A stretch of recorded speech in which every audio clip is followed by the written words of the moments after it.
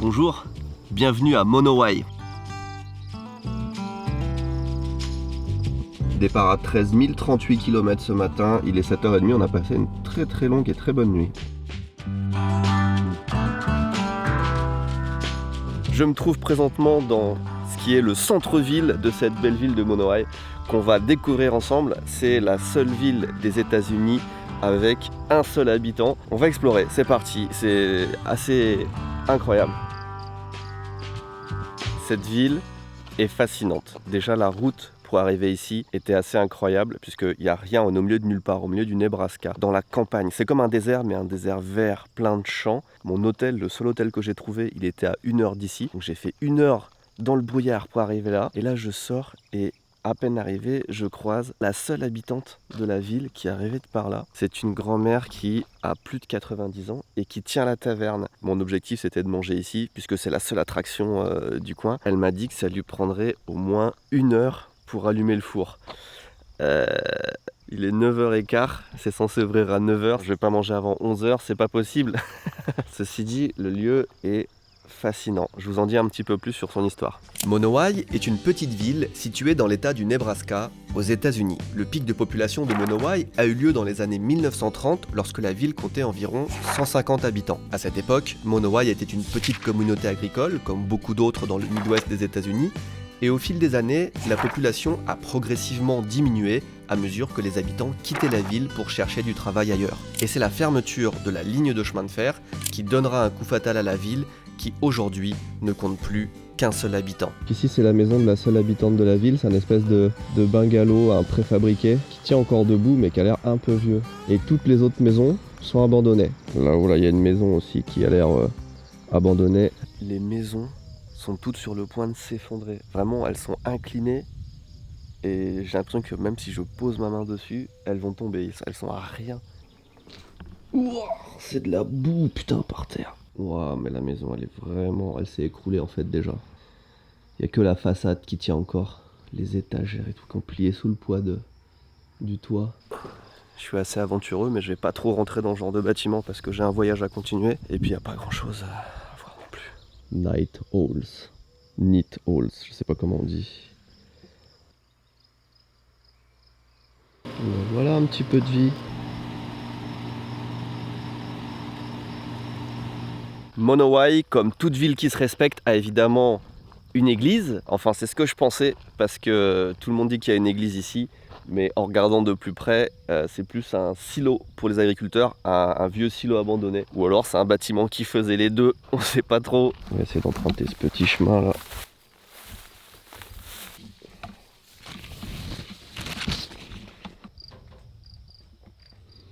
Ouais, ça ressemble pas vraiment à une église, hein. Il reste des outils d'époque, ça c'était pour peser quelque chose. Wow.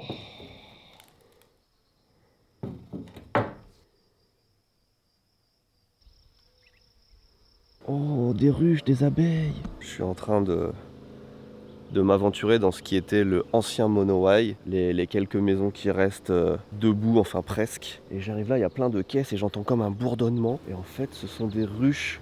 Il y en a plein là-bas qui sont recouvertes d'herbe. Donc personne n'est venu là depuis très longtemps. Est-ce que c'est des ruches abandonnées? C'est possible ça? Il y a vraiment des milliers et des milliers d'abeilles. Au vu de l'endroit où c'est, de la situation géographique, de l'état dans lequel c'est, je pense clairement que c'est abandonné, mais je ne savais pas qu'on pouvait avoir des ruches abandonnées potentiellement pendant des années. Regardez là le nombre d'abeilles qu'il y a, c'est impressionnant. Ah, je trouve ça fascinant. Être comme ça au milieu de milliers d'abeilles comme ça qui bourdonnent, il y a un petit bruit de fond. Elles sont toutes gentilles, enfin elles me font pas chier. Et c'est incroyable de trouver ça. Je me dis que le miel potentiellement est incroyable. On se rapproche d'une nouvelle maison abandonnée. Oh, celle-là aussi dans le fond est folle. Bon, il reste pas grand chose à explorer de la ville, hein. Malheureusement, regardez, tout est dans cet état là.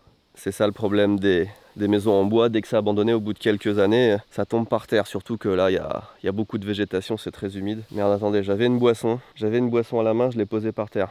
Où est la boisson? Cherchez la boisson. La voilà.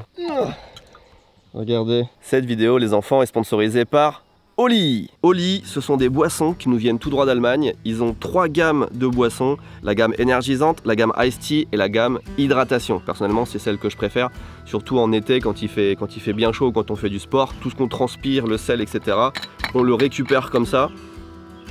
Et la gamme Iced Tea aussi, j'aime beaucoup. Ils ont tellement de goûts différents au lit que vous en trouverez forcément que vous adorez. Et ce qui est intéressant avec eux, c'est que c'est une des boissons les plus éco-responsables qui existent. Déjà, c'est des boissons qui sont vendues en poudre et un pot de Oli, c'est l'équivalent de 50 canettes. C'est quand même mieux pour l'environnement. En plus, c'est facile à transporter et à préparer un petit peu partout. On met ça dans un shaker ou alors même dans une gourde, hein, comme ça se mélange super bien. Oli, surtout, ce qu'ils nous vendent, c'est des boissons plus saines, des boissons énergisantes sans taurine, pas de sucre, pas de conneries en fait à l'intérieur. Et c'est une marque européenne, donc on peut leur faire plus facilement confiance. Ça fait 1 an, presque 2, je crois que je les ai découverts et on a créé une véritable collaboration ensemble. Peut-être que vous savez que c'est le partenaire principal, le sponsor principal de mon équipe e-sport aussi. Oli, c'est pour vous dire à quel point on s'entend bien et ça match comme on dit. Ce que je vous encourage à faire si vous voulez essayer, c'est que déjà dans la description il y a un lien qui vous renvoie sur la page de Oli et j'ai 2 codes de réduction pour vous. Ce code Ici Japon 5 qui vous donne 5 € de réduction si c'est votre première commande et ce code Ici Japon qui vous donne 10% de réduction si vous avez déjà fait des commandes avant. Et ce que je vous conseille vraiment si c'est votre première commande, c'est de prendre un pack découverte. Il y a plein de goûts à l'intérieur et vous pouvez choisir ce qui vous plaît. Après, si vous recommandez, vous commandez avec des plus grosses quantités de ce que vous aimez. Le pack découverte avec la réduction, c'est plein de goûts différents et un shaker pour à peu près 20 €. Donc c'est plutôt sympa pour commencer. Merci Oli de m'accompagner dans ces aventures, que ce soit l'e-sport, que ce soit les voyages, et on continue l'exploration. Je sais pas sur quoi je me suis assis. Wow. Allez, à première vue, je vous avoue que j'avais du mal à croire qu'il y avait à l'époque 150 habitants ici. Et c'est vrai que dès qu'on marche un petit peu aux alentours, il y a plein de petits chemins, on voit des maisons un peu partout. Et des fois, je dis on les voit à peine parce qu'elles sont, comme je le disais, vraiment effondrées. Donc celle-là, par exemple, était un peu plus solide, elle a tenu. Mais là, vous voyez, là, il faut vraiment avoir l'œil quand on passe un peu loin, parce qu'elle est entre 3 arbres et jamais on n'aurait pu deviner qu'il y avait une maison ici. Et c'est comme ça partout en fait, il y a plein de maisons effondrées partout. Oh, la bande sonore de ce lieu est incroyable.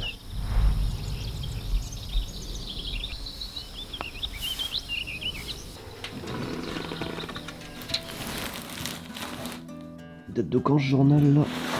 Si on pouvait avoir une date. Du 1er au 14 août 2005. Ça va faire 20 ans que cette maison est abandonnée. C'est un peu dangereux de pousser des portes parce que des fois c'est la charnière de la porte qui retient toute la maison. Oh, il a laissé beaucoup d'affaires lui.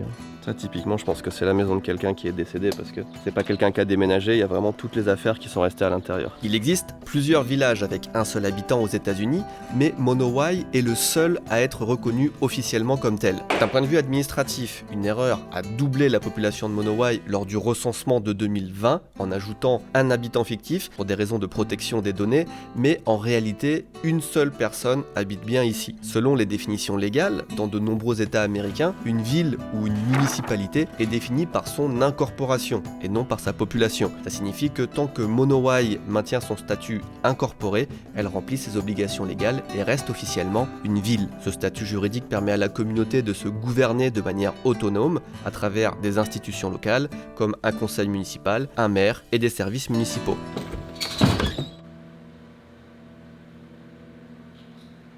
Alors le truc c'est que je pensais pouvoir faire une interview, enfin poser quelques questions à la dame qui vit ici pour savoir comment c'était de vivre toute seule, mais il y a un gros problème de communication. C'est pas que mon anglais soit mauvais, c'est qu'elle est sourde en fait. Enfin, on sent qu'elle est elle est un petit peu au bout de la route, mais c'est exemplaire de, à 80, je sais pas, 90, 91 ans, de continuer toute seule à gérer la taverne. Et c'est pas si mal comme lieu, c'est propre et il y a un menu assez sympa. Là j'ai pris un petit déjeuner, mais on peut commander très bien un hamburger, un steak, il y a pas mal de trucs. Thank you. Elle me dit pas un mot, c'est très très bizarre. Vraiment, elle pose les trucs, elle repart. J'ai entendu qu'il y avait des gens qui essayaient de l'interviewer pour la télévision, genre Oprah Winfrey, des choses comme ça. Et elle refuse, elle donne pas d'interview. Elle en a rien à foutre en fait, que la visibilité soit mise sur son village. Elle veut juste faire son petit train-train, avoir un truc à faire dans la journée. C'est fou de vivre toute sa vie autant isolée.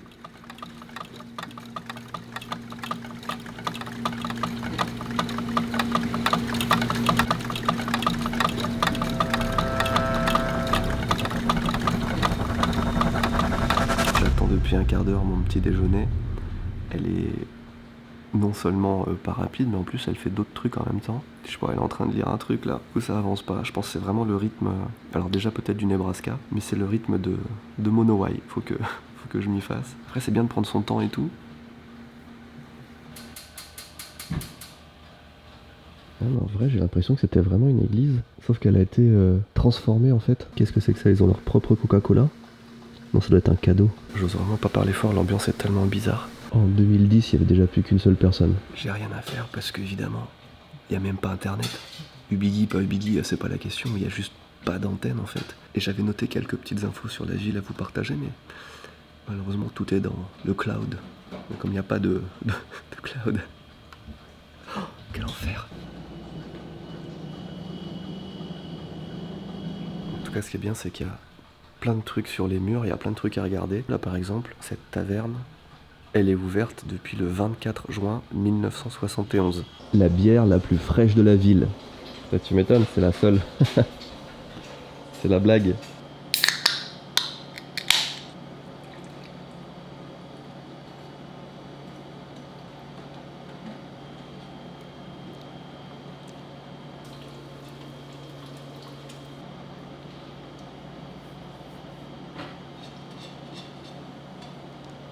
Thank you.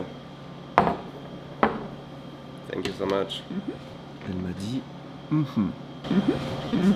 Ça, c'était Elsie Ayler, propriétaire de la taverne, mais aussi mère, shérif, trésorière, secrétaire, responsable de la voirie et bibliothécaire de Monowai. Oui, il y a aussi une bibliothèque à Monowai. La librairie est fermée.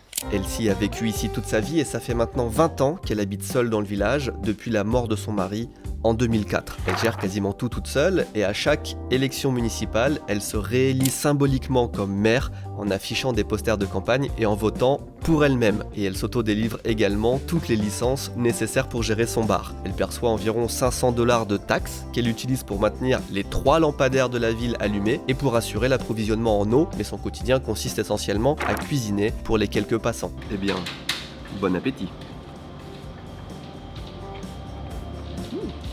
Oh bon. Je viens d'avoir l'expérience la plus lunaire peut-être de ma vie. Pendant, une demi-heure, 40 minutes qu'elle a pris à faire mon petit déjeuner et que j'ai mangé, c'était 30 minutes à le faire et 2 minutes à le manger, hein, vraiment. Elle m'a pas adressé un mot, je n'existais pas, c'était... Bon, je vais pas dire mal aimable, mais tu vois, c'était vraiment une vieille personne qui est dans son monde. Et à partir du moment où j'ai payé, c'était 13 $, j'ai donné 20, j'ai débloqué un truc. Voilà, commencé à me parler. Et quand j'ai dit que j'étais français, elle s'est illuminée. Elle m'a raconté qu'il y a quelqu'un qui lui a offert un livre en français hier qui venait de Montréal, justement. Quelle coïncidence. I cannot read anything, naturally. Voyage vers une fusée. It's the first time I see it. She just published it, I think.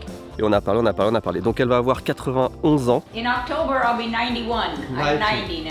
90, wow. Congratulations for running this place all by yourself. It's crazy. Thank you. En fait, c'était comme si c'était une personne différente. Elle est devenue d'un coup dynamique. Elle comprenait tout ce que je disais. Enfin, je comprends pas ce qui s'est passé. Peut-être qu'il y a une période de réveil qui prend 2 ou 3 heures à partir d'un certain âge. Mais c'était assez incroyable. Monowai, franchement bonne expérience.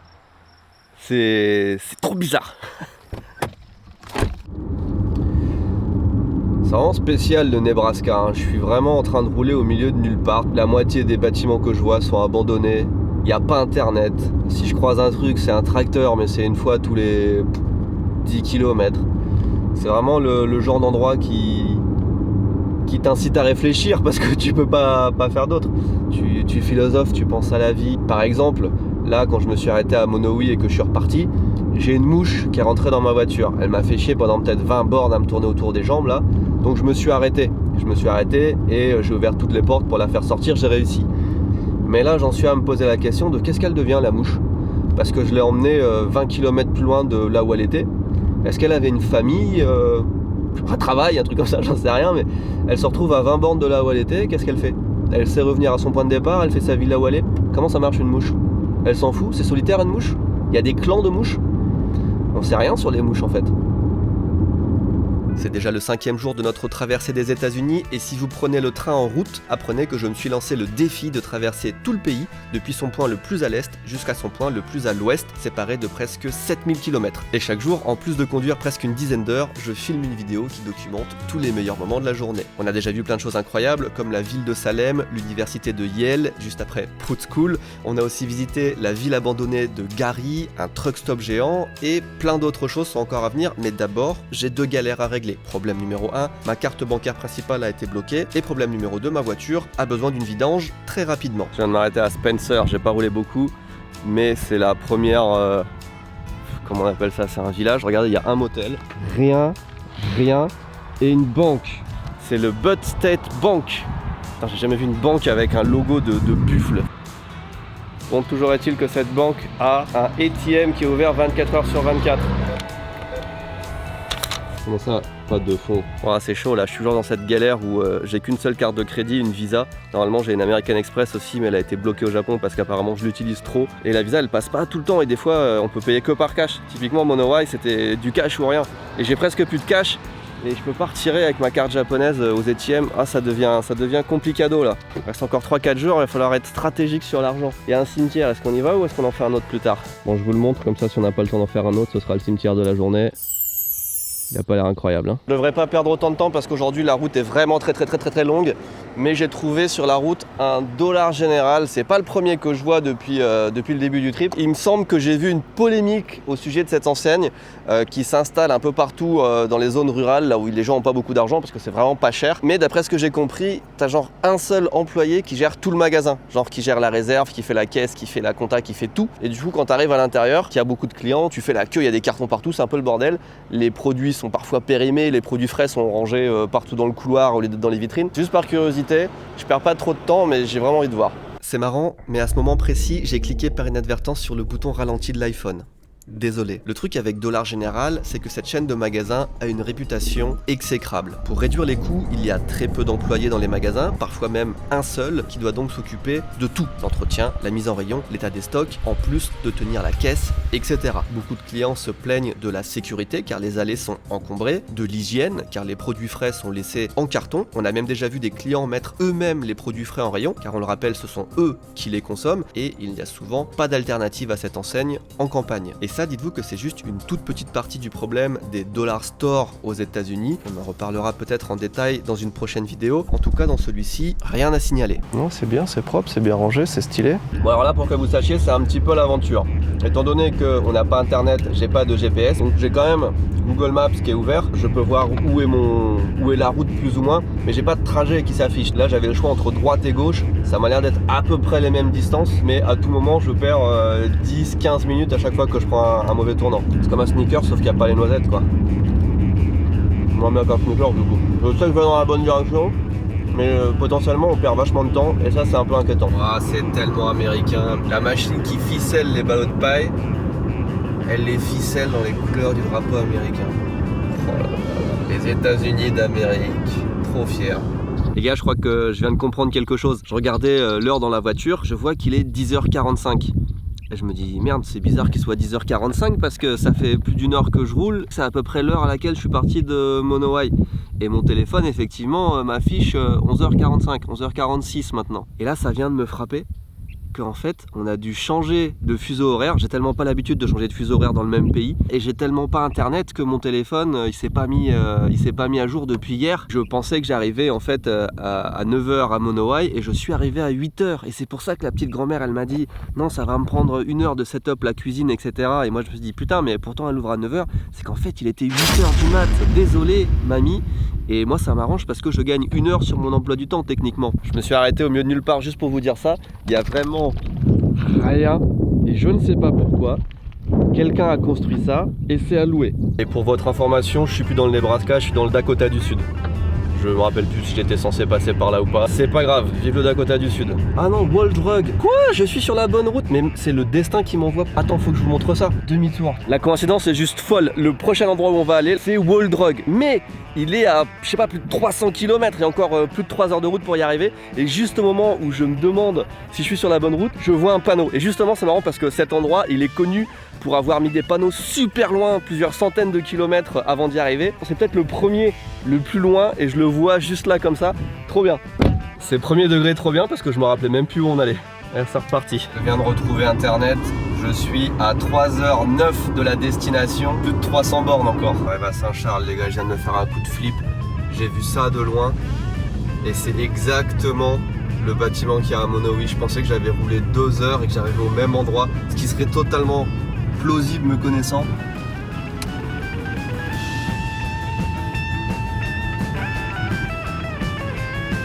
En train de passer à Winner, South Dakota et direct à McDonald's. Il nous reste encore 2 heures de trajet, 161 miles à faire. Oh, attendez, est-ce que je verrai pas un panneau GMC là? Il y a peut-être une chance les gars. Je sais pas où est-ce qu'il faut que je me gare. Putain, regardez-moi tous ces pick-up. Et c'est une win pour moi dans la ville de Winner. Ils ont accepté de me prendre pour la vidange. C'était pas gagné parce qu'ils avaient plus de place dans leur schedule. Mais j'ai expliqué que je traversais les États-Unis, que j'avais pas beaucoup de temps. Ils ont trouvé l'initiative très cool, ils ont compris mon problème et ils ont réussi à me squeeze in their schedule. Ça va prendre à peu près 45 minutes et 65 $ à peu près de faire la vidange. Je suis soulagé.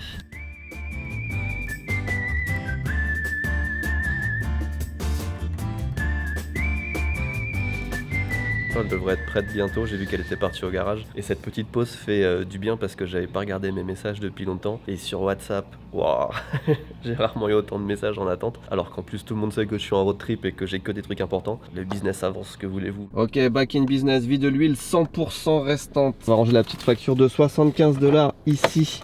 Avec les contraventions pour stationnement que j'avais à Montréal. 2 fois 91 $, merci. J'en profite pour faire un plein d'essence, le 6e du trip, j'en avais besoin. 36 $ 81. Wall Drug depuis 1931.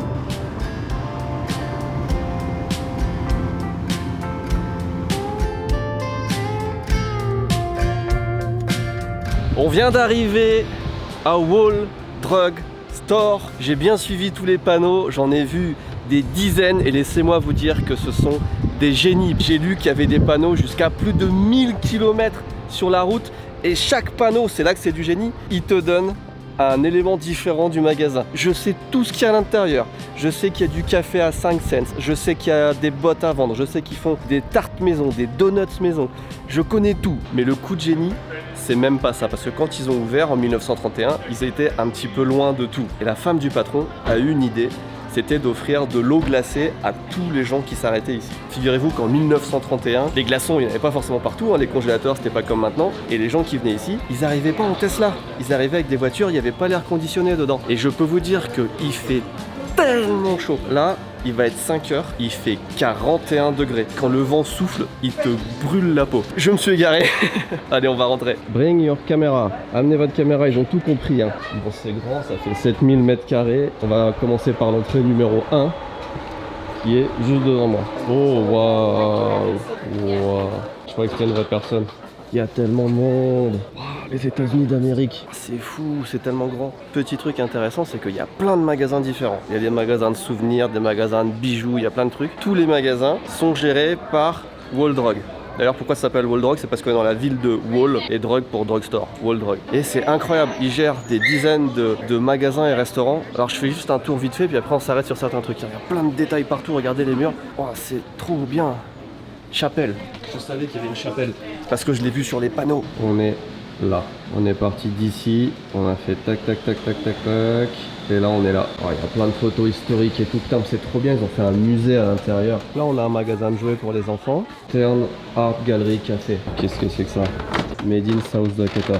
On est d'accord que cet animal n'est pas censé exister. Il y a trop de trucs à voir, il y a trop d'informations, je sais pas quoi dire, je sais pas quoi faire. Il y a restaurant, café, galerie d'art, bijouterie. Là je suis dans un restaurant qui est un restaurant galerie d'art. Il y a plein de tableaux, c'est des vraies œuvres d'art et je crois que c'est une des plus grandes expositions, peut-être même du pays, du style.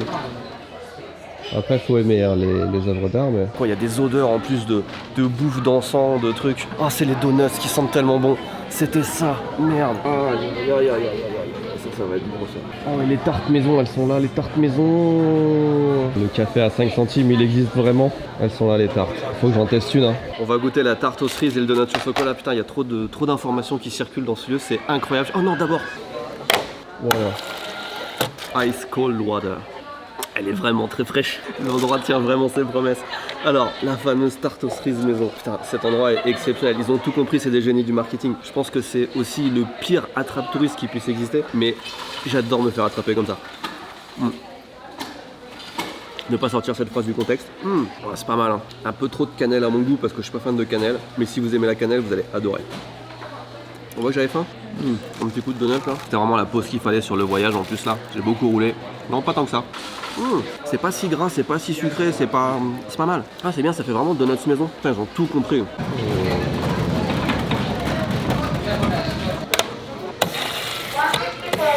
Je viens de reprendre un verre d'eau et celui-là, il avait un goût horrible. Mais fun fact, en été, ils servent plus de 20 000 verres d'eau gratuitement. Et aussi, les donuts, apparemment, si t'es soldat américain en activité, ils sont gratuits.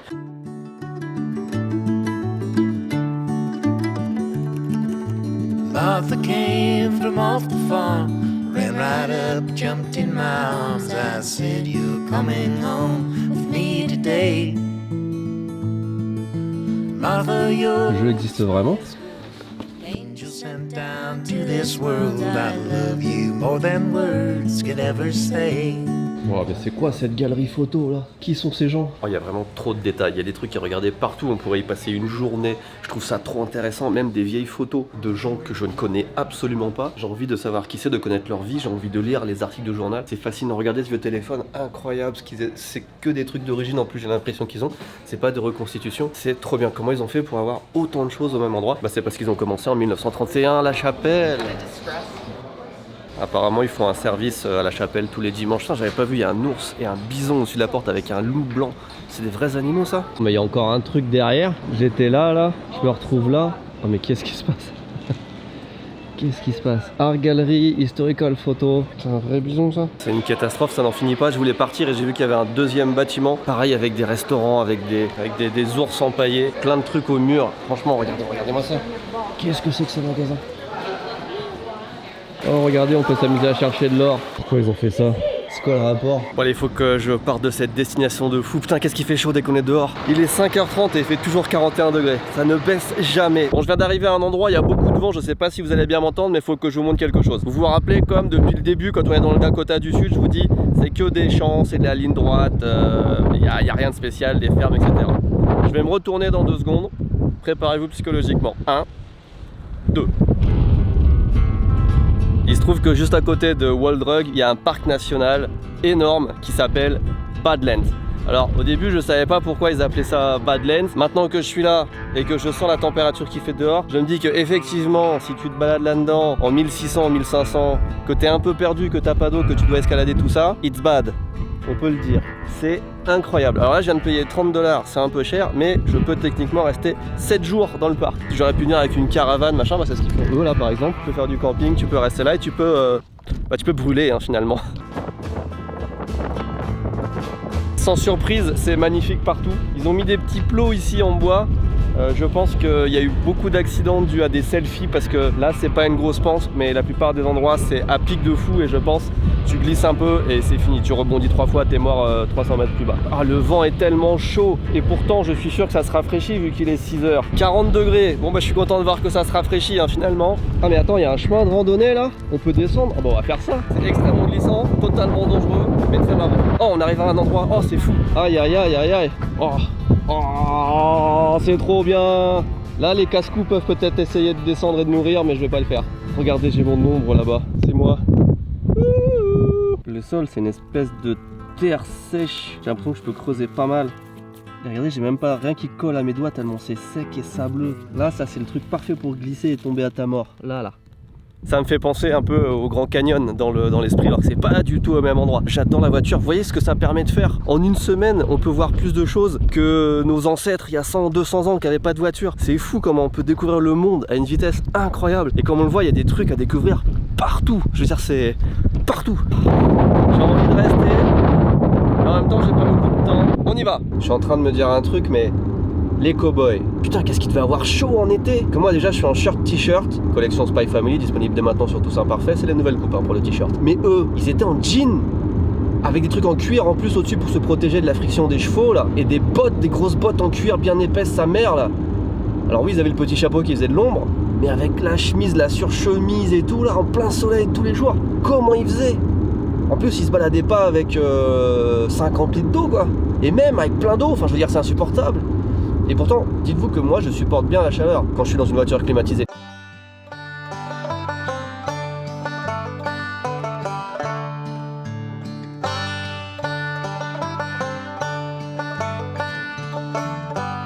Je viens d'arriver à la destination que je voulais vous montrer, ça ferme à 23h. On a le temps, c'est un endroit que vous connaissez forcément. Ça représente les États-Unis et à côté de moi, il y a tous les drapeaux des États des États-Unis. Et hop, attention. Tac.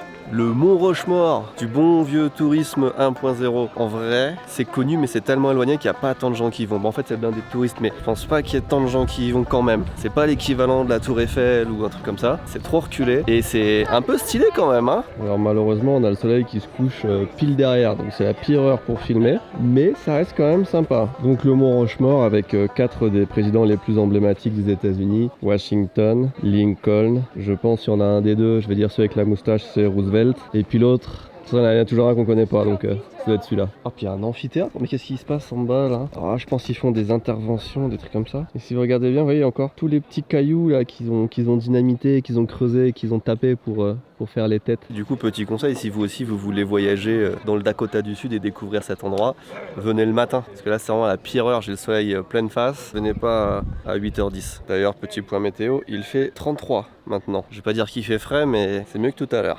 Le Dakota du Sud, c'était le 40e état à rentrer dans les États-Unis en 1889. Et son drapeau ressemble à ça. Il n'y a pas de vent. Et le Wyoming, on y sera demain, est rentré en 1890. C'est le 44e état à rentrer et son drapeau est un peu plus visible. Ah, c'est cool, c'est un buffle, ça veut dire plein de bonnes choses. Et pour votre information, c'est le Delaware qui a été le premier état à rentrer dans les États-Unis en 1787. C'était les États-Unis tout seul, le Delaware. Vous apprenez trop de trucs, bientôt vous êtes prêts pour Question pour un champion.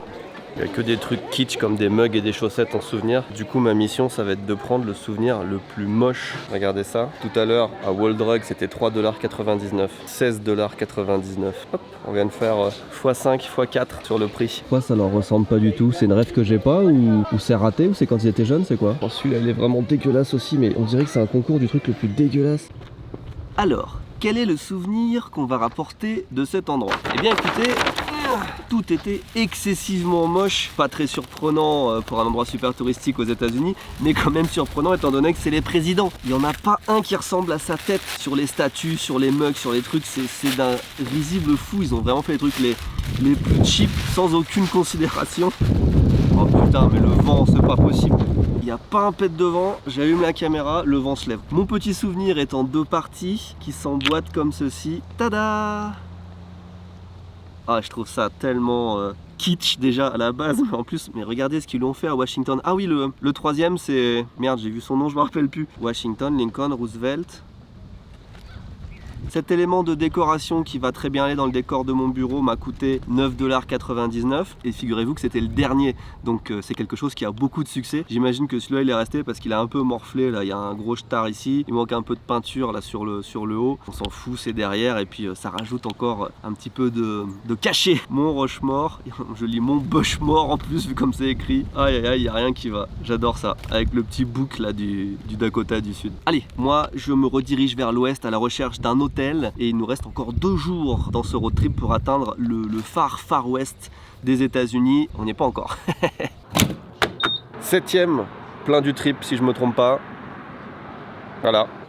46$, 13 gallons. Fin de journée à 14 163 km. On a fait à peu près 1000 km je pense aujourd'hui. Mais ce soir, pas d'hôtel. On dort au Bighorn National Forest dans la voiture. Pas tous les jours le luxe. Merci à Oli de m'accompagner encore une fois dans cette aventure. Je vous engage à suivre le lien en description pour découvrir toutes leurs boissons. Vous allez être séduits, vous allez voir. Des bisous. Petit bonus, il y a un profil aussi. On peut voir Washington de profil.